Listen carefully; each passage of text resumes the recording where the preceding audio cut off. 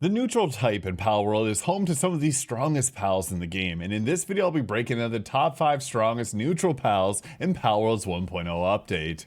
And yes, you can sit on Celine's moon here and fly around with it as a mount. Super cool. Now this video wouldn't be right without some honorable mentions, and we actually have quite a few of them. We got ourselves Lunaris here, who is actually a really great alien pal here, which will actually make it so that we can carry more items by 600 weight, and it makes it so spheres will home in on pals. And this is actually really nice because you can have terrible accuracy and they're going to find their way to a pal. And you can see it there. I just toss a spear off and yeah, it'll home in on targets. It is pretty crazy and it just allows you to catch pals a little more easily. So yeah, it's great. It's awesome. And next we got Yakumo here, who is actually amazing for not just being a great pal and man's best friend, but it will make it so that when you have a certain passive on Yakumo here, it'll give a 30% chance of giving that passive to a pal that you catch. Now it is around a 1% chance for all 4 of the passives to get passed down, but it's 30% and it gets re-rolled on every single passive. So this allows you to catch pals and make a lot easier of a time because you can just put on some of the best passives in the game, like Immortality here, and catch pals that'll have it. Now Mimog, also man's best friend, this is a dog, don't let anyone tell you otherwise. It is really good because it's got a 2 in transporting, but it is insanely fast. You can also boost this up even further, and it is a great pal to have in your base for carrying things around. And his partner skill is decent too. Now Egg 30 is not great late game, but early game, honestly underrated pal. I would recommend grabbing this thing. It's got a decent attack stat, and it makes it so that you can cut down trees a lot easier. That's basically 500% more damage to trees, so you can use some of its moves here, like the Antler Uppercut, which is great for chopping down trees, and use that just to get yourself a lot of resources. And I really wanted to include this in our top 5. I like Lapierre a lot. It is very good on certain setups like Bella Noir Libero, because when it's in your party, it reduces the partner skill cooldowns of other party pals by 50%. That is massive when you're looking at pals like even Noclum and Noclum Ignis, who gets a 210% attack and defense boost. Being able to use it more frequently is insane, and this actually fits on a lot of builds. You can use like Lee's Punk, for example, and turn invisible a lot quicker. Now I love Celestier. Celestier Noct is way better, but it's a cute pal, and it's going to make it so that player, when it's in your party, it recovers the health of the player and party pals by 0.75% per second, so that can give you some extra healing, which is nice, and it gets boosted by more neutral pals in your party, so that can be nice, and it also has a really good attack stat. Like, this is one that I wanted to include here because it is really strong, but there is just actually a lot of good neutral pals in the game. Like Tetroy's Primo, which makes it so that your weapons and armor will not lose any durability when it's fully condensed. This is insanely powerful, so I'd recommend obviously having one of these. It also has the Holy Press skill, which is pretty solid too as an exclusive skill. Dojin, really good because it's going to teleport you to a base, so if you're exploring, bring the dog. He is just really good. He's got the wholehearted stance here, really cool attack.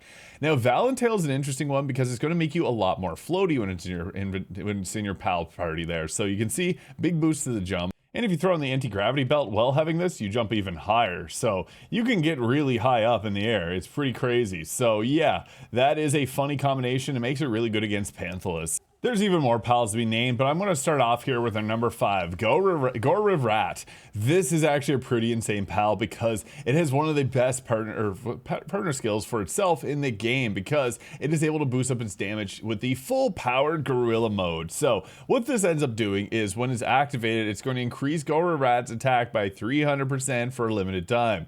And you can see where this is going. You can breed down a Toko Toko to give it Megaton Implode, and then also give it these heavily armored passive, which makes it not take self damage. So you can go in, regular Implode only has 300 attack here, Megaton Implode has 1200. It is a breedable skill that you can breed from the Toko Toko down to Gorrirat here, and it makes it one of the strongest single target builds in the game. It is absolutely insane. So yeah, activated skill, get it to go explode itself, and you're gonna be one-shotting a lot of things. But even without that, it's got a very respectable attack stat. Like if we were to compare it to some other strong pals, like Dojin here, 31k attack on the right hand side of the screen there. Celestier, 3900.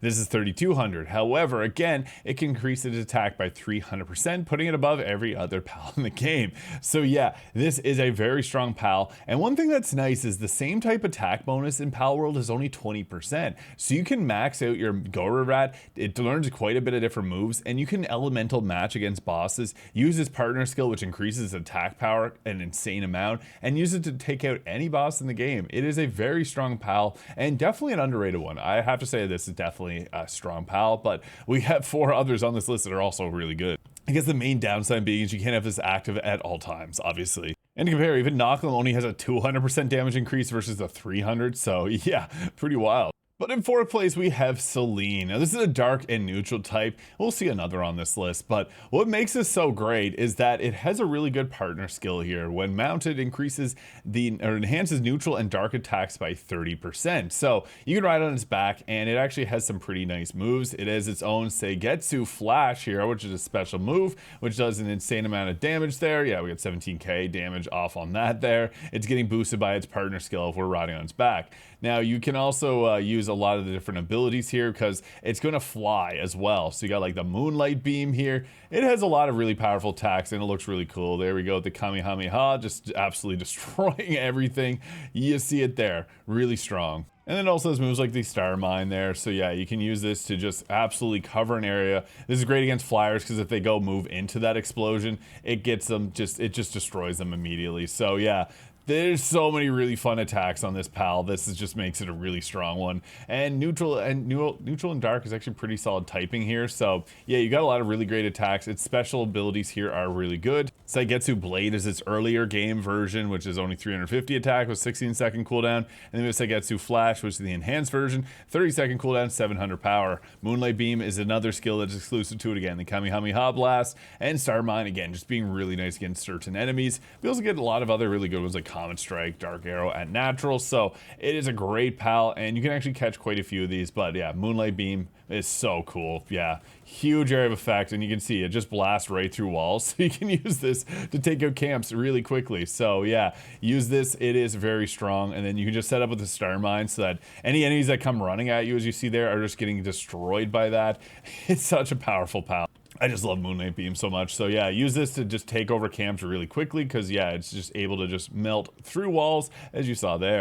And it looks hilarious when it's fighting things because yeah, it's got this huge moon just blasting. Now in 3rd place is Palladius here. Now this has a triple jump, which is nice. It's one of the fastest ground mounts in the game, not the fastest, but where it really shines is if you have a Necromus in your party, which is a dark type pal. Necromus also gets a buff if you have a Palladius, but with this here, it's when you activate Spear Thrust, which is its special ability, it is going to have the Necromus come out and attack alongside it. So you always have the Spear Thrust skill equipped. And when you use the Spear Thrust, you can see Necromus comes out and joins the party. But yeah, anything getting hit by your Spear Thrust is not going to live. This does so much damage. It is a very powerful pal. It also has a really cool concept, and you can attack from its back, making it really great. Celine, you can't, so that is one downside to it. So you can then use your like archery skills to your advantage here. But yeah, it's that Spear Thrust that is just so crazy good. Are you kidding me? The Meemog here. So yeah, if you're farming dough coins, yeah, you can literally just use it to blast away just like that. So this is a very powerful pal. It has a lot of really great moves, and it is strong. I would recommend having its partner alongside it. And the nice thing is you can find its partner right where you find it. They're actually in tandem together. And it also looks really cool too. So yeah, Necromus does have higher damage, so I prefer using it, but dark types are honestly super good in this game. So yeah, having a neutral pal that's super good as well is really nice. And yeah, it is just a absolute powerhouse of a pal. And in 2nd place, we got Hartalis here. Now, Hartalis is great because it's a good mount. It's also a really good attacker. It comes with some really fun abilities too, like everything about this pal is great. Obviously, very challenging to get, and with this, it also has a barrier that's going to block attacks. It can do a triple jump, which is great, and kind of cooldown reduction on it, on the shield, I should say. Beating Hartalis is the hardest part about this.